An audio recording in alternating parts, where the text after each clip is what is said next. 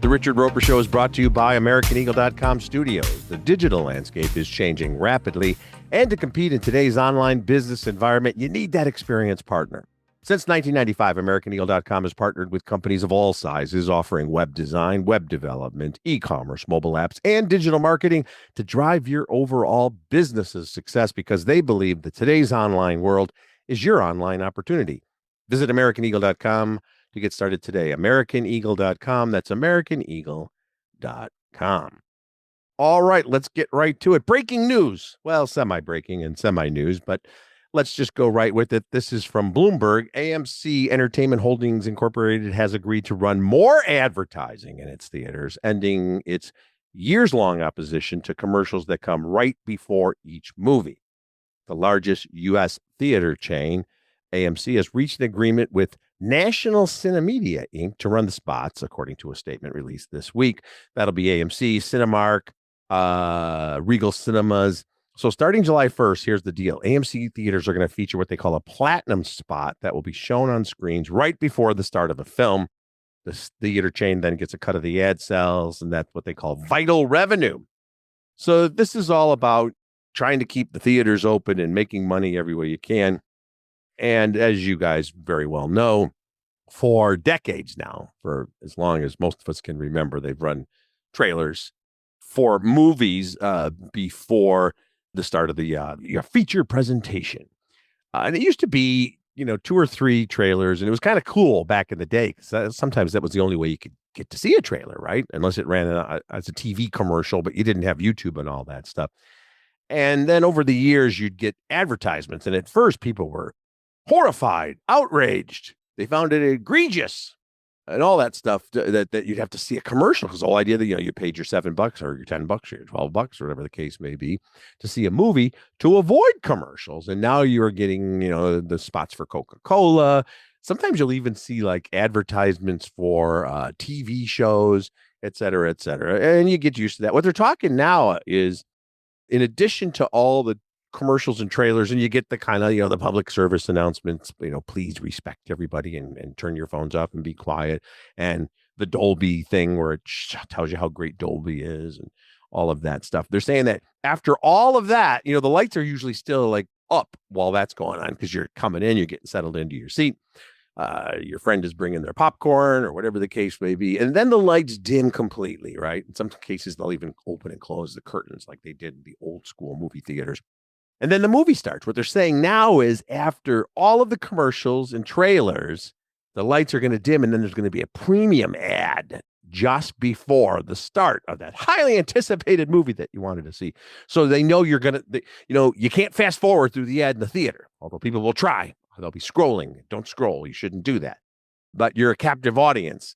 So that is a premium spot, because for 30 to 45 to 60 seconds, if they're running an ad for whatever the case may be, you're not going to get up and leave or tune it out, or close your eyes and cover your ears, because the movie's going to start right after that.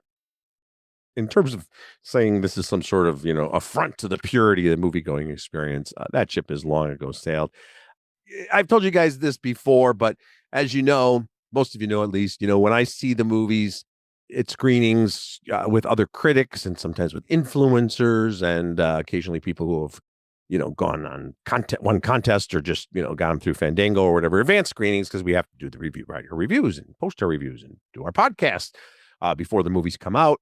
There usually aren't any trailers whatsoever. If it's a 7 p.m. screening at AMC in Chicago, it will start right at 7 o'clock, within a minute or two. And the security people come in and remind everyone that they have to turn off their phones, or they'll be escorted out. We all settle in, and the movie starts. Once in a great while, there'll be one trailer, usually for a related genre. For watching a horror film, then it's going to be a trailer for another horror film. But that's not usually the case. So I'm spoiled, and I readily admit that.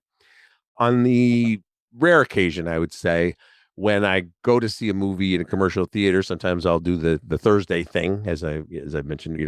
If they're not going to show a movie for critics, I'll go on the Thursday before its official opening date, or at least the first Thursday screening, and watch a movie, so I can turn around and review it right away. So, and I'm reminded then, you're going to get 5 to 7 trailers. You're going to get a couple of ads. In fact, the latest stats I have, you typically will get 6 trailers. It's usually a minimum of 3 and a maximum of 7, but you get about 6 trailers, each about 2 minutes long before a movie. And then you're going to get at least a couple of ads and then in theater promotions. So the average total pre movie time at most big United States chain theaters is 20 minutes. And it can go as long as 26 or 27 minutes. And people know this by now. So if you do have a ticket for a 7 o'clock show, you know you don't have to be there at 7 o'clock. You know you can get there. Well, you can get there at 7 and get your popcorn and get all settled in. But the movie's not going to start on time. Problem with that is people are estimating sometimes. So, you'll be an 8 o'clock show at 8:30. People are still wandering into the theater. And I will say for screenings, I wish the publicists and the studios, as far as screenings go, would have the same kind of rule they have for a lot of theatrical productions across the country. You got to be in your seat when the darn thing starts, or at least within a couple of minutes. Sometimes during these screenings, and I know what it is, it's people who are civilians, if you will, who are not used to these advanced screenings. If they've won tickets or they somehow got tickets or a friend got them tickets. So let's say there's a 7 p.m. screening of Ballerina, the new John Wick movie, which we're going to review later in the podcast. So they go, oh, great. We're going to go see it in a week in advance. How much fun is that going to be? Sneak preview. Really cool. Okay. 7 o'clock. Let's get there at 7 and get our snacks and our popcorn. Then we'll go over to McGuffin's bar and get a Ballerina John Wick themed drink, because they do like the themed drinks a lot now. And then they come in and they walk into the theater and it's 20 minutes into the movie because nobody told them or they just didn't know. Usually it does. Someone will tell them. And then they're looking for seats, and usually it's jam packed. So they're going to the front row, or they're asking people, is that seat taken? So just for your general public service announcement, folks, if you're going to an advanced screening of a movie for whatever reason, it's going to pretty much start on time. So get there like 20 minutes early. Okay. Other stuff going on, a couple of kind of lifestyle stories I wanted to talk about as well. I find this fascinating. This is from the New York Times. Gen Z doesn't want to start a bar tab. Here's the story. It's unclear when younger drinkers started souring on bar tabs, but there's a through line between the COVID-19 pandemic and shifting bar habits. According to this story, what the youngsters will do, what the Gen Zers will do, is they'll pay for a drink and then close out their tab, pay for a drink and then close out their tab. So Brianna Bokey, who works in hospitality, says you'll have people come up 4 or 5 times, get drinks, and close their tab every time. Bartenders aren't thrilled with this pay-as-you-go mindset, especially if customers ask for elaborate drinks. So a veteran bartender says, we're trying to be super efficient because some of these cocktails will take 10 steps to make. We're trying to shave off as many seconds as we can. But for each moment that one of my guys is standing there fumbling with a cell phone, trying to unlock a code, that's times that's missed out. The other thing is that closing out over and over again. So in other words, you open a bar tab, you go in with your friends, or you sit at the bar. They always will say, do you want to open a tab? You give them a credit card, a debit card, whatever the case may be. And then when you're done for the evening, you say, I'd like to close out the tab, and they bring it. It's got all the drinks on there. But if you're saying, oh, we'll have some drinks and we'll pay as we go, I think if it's cash, it's not a big deal, although some bars don't do cash anymore, and a lot of younger people don't do cash anymore. Because if you give them 20 and say keep the change, well, that didn't take any time at all. But if you're constantly closing out using a credit card or a debit card, the bar pays a fixed fee plus a percentage for that transaction. So in other words, if someone spends $100 in one transaction, the percentage fee is $4 or 4% plus a fixed fee. Now we're getting into all kinds of math, but essentially it hurts the bar's bottom line if you keep doing this when you're swiping the card hundreds of times per night, and it's a bar etiquette thing. So another person quoted in this story says that some people in older generations actually feel more confident trying to flag someone down and making a little bit of a stir to get themselves out of there, and young people don't like to do that. That kind of goes back to what we call menu anxiety, where there have been surveys that say people under 40 have a hard time ordering in restaurants because they don't want to get it wrong and they don't want to upset the server. So they'll always check the menu in advance online so that they know what they want. And it kind of speaks to that. There's all kinds of offshoots to this topic, which is why I find it so fascinating when it comes to our methods of payment, which used to be pretty simple. And even when credit cards came out, they used to have that little swiping machine with the carbon copies, and you would do that at the end of the tab. I was always a big fan of just bringing cash to places like bars because I think it's easier. You say, hey, I like a Stella Artois, Oh, maybe they'll run a commercial for that before a movie soon. I think they have. I like a Stella Artois. It's $8. You give them 2 5s and say keep it, and they go, "Oh, thank you, sir." And there's your beer, and that takes about as long as it took for me to tell you that fascinating slice of life anecdote. But if you say, "Oh, I'll take the check," and then they bring it over in the little tin tray thingy with the little wire clippy thing holding it, and then there's merchant copy and there's customer copy, and then it's asking you about tips, or a lot of times now it's of course they got the little gizmo themselves, right? That they you have to tap your credit card to it or insert it, and then it offers you tipping options: 15%, 20%, 25%, other. Then you have that awkward moment where you're like, oh, okay, what do I got to do? He's standing right there. She's standing right there. So there's all these complications that come about now. And then, of course, the fact that they're looking for tips everywhere nowadays, not just in the traditional industries. So you'll see tip jars like at dry cleaners, or you get the tipping option, almost anything you order online now, even stuff that you normally wouldn't think of. I mean, obviously DoorDash and Instacart and places like that. Yeah, and you should tip, the people that are shopping for you and lugging your stuff to your house and doing all that stuff. But even sometimes like normal, more, I guess, how would you put it? Like retail stuff, like if you're ordering a pair of jeans online now, or a piece for your computer, and they'll say our staffers work extra hard to make things right for you. If you'd like to add a tip, and I'm like, well, how if you pay them accordingly? So there's a constant debate now all the time about who to tip. And I have these text threads with my friends too, where it's like, hey, this guy's coming in here to hook up my whole electronic system or fix my computer or put together some sort of couch that takes 75 steps. Do I tip them? And some people say no, they're already getting paid by the hour. But I'm like, if you hand them a 20 or a 10, they never say no. So it's always, listen, in my case, I feel that everybody works hard, very hard in the service industry or the building industry, or then people sometimes say, why am I tipping my barista at Starbucks? Man, they work hard back there. I have no problem. Give them a buck. But it's up to the individual. And sometimes you get in debates too, because then some people want to tip more when you all go out to dinner. I do think, though, if you're going to the bar, hanging out at the club, whatever the kids call it these days, the constant opening and closing of tabs is bad form. It hurts the bottom line for the bartender. It mucks up the process. So don't do that. Okay. Other news, pop culture, showbiz related. You may have heard that you can now buy Sydney Sweeney's bathwater. Say that again in case you were shaking your headphones. You're about to say, what? You can now buy Sydney Sweeney's bathwater. This is really true. Sydney's Bathwater Bliss is a collaboration with Dr. Squatch, a men's personal care company that describes itself as using natural ingredients and manly scents. Well, that makes a lot of manly sense.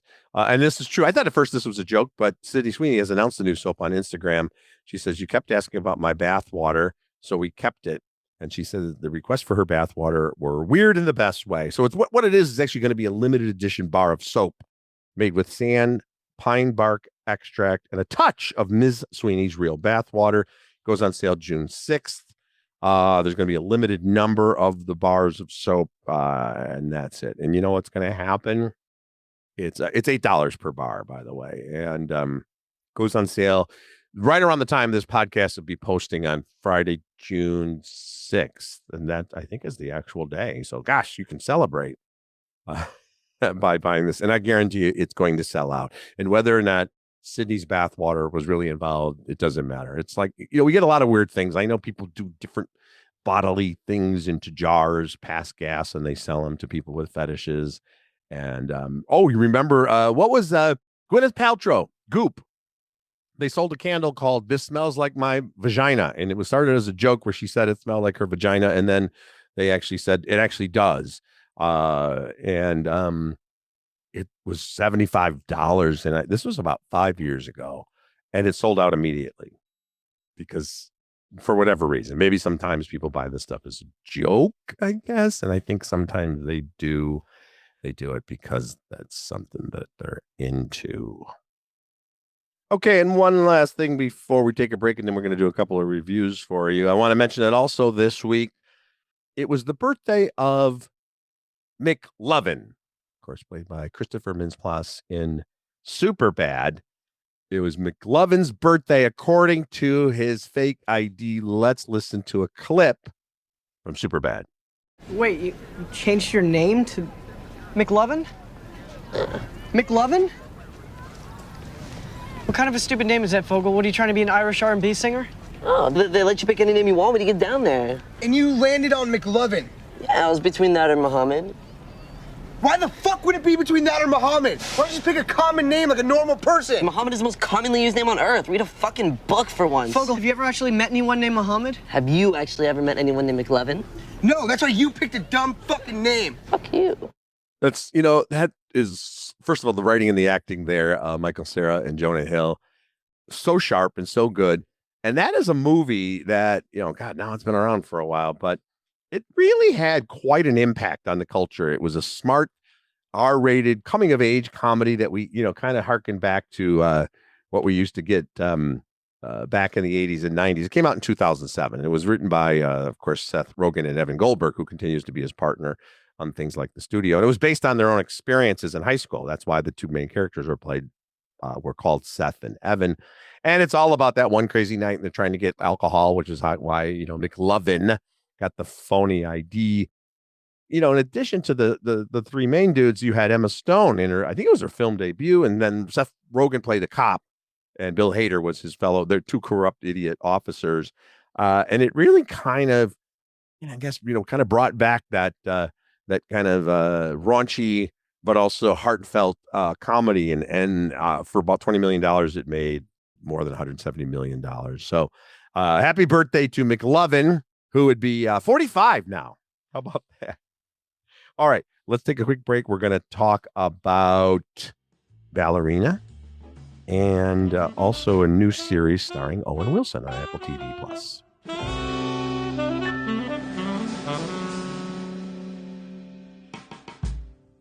All right, let's talk about Portillo's. Now, they, of course, are known for their famous Chicago hot dogs with all the freshest and tastiest ingredients, right down to that poppy seed bun. And then, of course, there's the legendary chocolate cake. If you're hearing this right now, that means you are alive and near a computer. That's all you got to be. That's all you need to go to Portillos.com and check out their entire selection of stuff you can get anywhere in these United States of America. Now, if you're blessed enough to live near a Portillo's, then you don't have to worry about getting online. Just go to the store, get the hot dogs, get the Italian beef, the salads, the chicken. They got it great. And then, of course, the chocolate cake, the single greatest item of all chocolate cake items in the history of humanity. You think I'm overstating that? I am not. Go and find out yourself. Go to the store, order online. Unbelievable, the chocolate cake. And they even have a cake shake. They take the cake, they smoosh it into a can with some super cool ingredients. I don't know. They do a bunch of stuff. There's ice cream. And all of a sudden you got a chocolate cake shake. When it comes out of the blender, it's the best. It is a unique dining experience every time. Go to Portillos.com. Find a location near you. You can order online. Portillos. Portillos.com.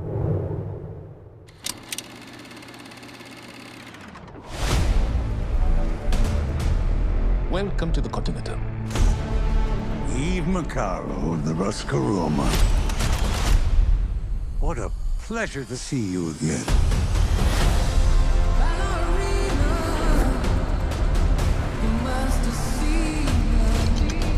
You have no idea what you just walked into. They killed my father. This isn't done until they're dead. Fate is a very humbling thing. You're him. The one they call the Baba Yaga. How do I start doing what you do? Looks like you already have. Okay, from the world of John Wick, Ballerina hitting theaters now, Ana de Armas playing Eve Macaro, titled character. So this is from the John Wick universe, and it's set, I guess, kind of concurrent to the events of John Wick Chapter 3, Parabellum. So it's a parallel storyline to Parabellum. But we get the whole backstory of Eve. So she was raised in what they call the Ruska Roma Ballet School, where she's actually being groomed to be a lethal assassin. Then you get the obligatory prologue where you see Eve as a young girl and her witnessing the horrible events that happened to her family, and then she's trained to be a killer. And now that she's a trained killer, she had to give up the dreams of being a ballerina at some point to be a killer. But she still can make kind of ballet style fighting moves. But now she wants revenge on the cult that killed her father. So it's a John Wick movie. It's not great. I cannot give it a recommendation. It's kind of all over the place. The fight scenes are cool, but we've seen him a million times before. Keanu Reeves is billed as being in the movie, and he is. He's got a couple of scenes. He's not a huge part of it. And of course, it's great to see him and other returning characters, including Ian McShane as Winston Scott and Lance Reddick, I think his final role. Of course, when you check into the Continental, he's there. Norman Reedus. Gabriel Byrne is a great actor, is the Chancellor, who's the head of this cult that's tucked. I don't want to give too much away, but this cult has their own village, and where the village is makes no sense. And what the cult does, they're all kind of killers, but then they're raising families. Not that cults make sense, but Eve is going to infiltrate the cult and kill everybody. And then there's a twist involving a relative that you can see coming a mile away. And the dialogue is particularly stilted. Not that the John Wick movies are known for their snappy banter, but really stilted. And the plot is cartoonishly at some point. And again, I know it's a John Wick movie, but the John Wick movies, especially the first one, there was a great, compelling storyline. And that's why we remember the first one so fondly. And it did take, set off this great franchise. But I was really disappointed here. And Ana de Armas, who can be a really good actress, not a great performance here. Kind of wooden when it's time for the dialogue. And the fight scenes, listen, we know sometimes it's the actors and sometimes it's stunt people. And they're all choreographed. And we get the usual thing. If there's 47 henchmen against the anti-hero, they're all going to shoot one at a time. And they suck at shooting, so they get shot. There's a whole flamethrower bit that kind of reminds me of the what was it, the McCluskey character that DiCaprio played in Once Upon a Time in Hollywood. Remember the whole flamethrower thing? It's kind of fun because it's so ridiculous. 2.5 stars is where I'm going on this. Disappointing. I was really hoping it was going to be top tier John Wick, and it's actually middling John Wick. To end on a better note, though, got a new series called Stick on Apple TV Plus. Things were supposed to be different for me. I look in the mirror. I would not bet on that guy. If you keep looking in the rear view, you're gonna swerve off the road. The question you gotta ask yourself is, what's next? That was your pep talk? That's all I got. You're cupping your wrist a little bit. Did you hear that? I can barely hear you. Wait right here, Mrs. Nussbaum. I'll be right back. What's your name? I'm not into older guys, but I'm flattered. Hey, get out of here. Who coached him? His dad. Why'd he stop playing? His dad. I'd like to try to qualify him for the U.S. Amateur Championship. I think he could win it all. You don't need to cut the corner here. Why go around when you can just go over? We're like Butch and Sundance, like Thelma and Louise, like Turner and Hooch. You know all those characters died, right? Hooch lives. No, Hooch takes a bullet and bleeds out at the end. Why? That's so unnecessary. It's very much in the vein of the Apple TV Plus, some of their best series like Ted Lasso and Shrinking, where you have, at core, it's a comedy, but you have these characters who have experienced loss as well. So there's a heaviness to it and a drama that's very well earned. The other thing about, so on Apple TV Plus is a Stick. That's the nickname for Owen Wilson's character, Price Stick Cahill. It's a golf comedy drama. So as I was watching this, and I'm giving it 3 stars, I think it's a lot of fun and it's pretty breezy, has a couple of really heartfelt moments, but it's a lot like Tin Cup. Remember Tin Cup from 1996, Ron Shelton's Tin Cup, probably the best golf movie ever made. And Kevin Costner played Roy Tin Cup McAvoy, and he's this former golf prodigy who imploded on the course, and now he's just, swigging beer and he's operating like a shitty driving range. And his best friend is his former caddy, Romeo, played by Cheech Marin. So in Stick, Owen Wilson plays a former golf prodigy who imploded on the course, and now he's swilling Ham's beer, and he's working at a sporting goods store and giving lessons in Indiana. And his one true friend is his caddy Mitz, played by Mark Maron. So the similarities there are pretty obvious. Tin Cup had that great 1990s gritty, R-rated, sometimes almost politically incorrect humor. Apple TV's Stick is a little safer, I would say. Doesn't get into any. In fact, a lot of the humor comes from generational stuff because Owen Wilson's character of Stick discovers a young prodigy who's 17 years old, and he's going to mentor him. His name is Santi, and he's played by Peter Dager, who's very good. And so Owen Wilson's Stick and Santi's mom and Mark Maron's character. And then we get the free-spirited, gender-fluid Zero, who just lost their job, played by Lily Kay from Rustin and Yellowstone. And so they join the group. So it's a found family road movie as Stick is going to try to mentor Santi so Santi can qualify for the U.S. Amateur Open. So a lot of golf, a lot of family moments. You're going to get some romance. You're going to get some, once I mentioned, the generational humor, which sometimes gets a little sitcom-y and obvious. And of course, you're going to get pop culture references and cool needle drops. So you're going to hear LaGrange by ZZ Top and Cecilia by Simon and Garfunkel. And, golf as a sport doesn't really have the inherent drama of a lot of team sports. You think of, Remember the Titans, or you think of Miracle, hockey and football movies and even baseball movies where you've got the pitcher and the batter and the conflict and everything. And of course, it's not even like tennis where you're getting, challengers where they're going after each other. It's one person at a time whacking a ball. They do a good job with that. They use drone shots and POV shots, and they bring in some real life pro golfers to play themselves. And Jim Nance plays himself just as he did in Tin Cup all those years ago.